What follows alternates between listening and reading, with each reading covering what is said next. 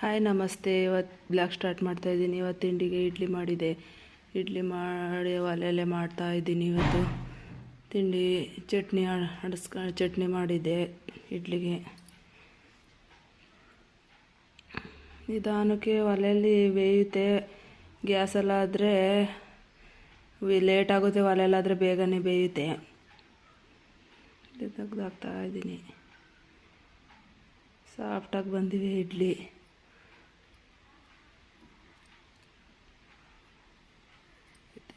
ಚಟ್ನಿಗೆ ಒಗ್ಗರಣೆ ಹಾಕೊಳ್ಳೋಣ ಅಂತ ಹಾಕತ್ತಾಯಿದ್ದೀನಿ.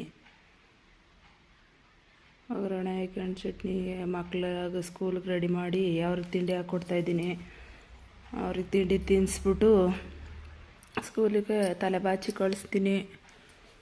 ಕಳಿಸಿ ನಿದ್ದಿದೆ ಮನೆ ಕೆಲಸ ಕೋಣೆ ಎಲ್ಲ ಕ್ಲೀನ್ ಮಾಡ್ಕೊಂಡು ಪಾತ್ರೆ ಜೋಡಿಸ್ಕೊಂಡು ನಾನು ತಿಂಡಿ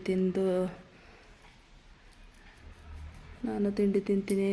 ಸಬ್ಸ್ಕ್ರೈಬ್ ಮಾಡ್ಕೊಳ್ಳಿ, ಶೇರ್ ಮಾಡಿ, ಲೈಕ್ ಮಾಡಿ. ಥ್ಯಾಂಕ್ಸ್.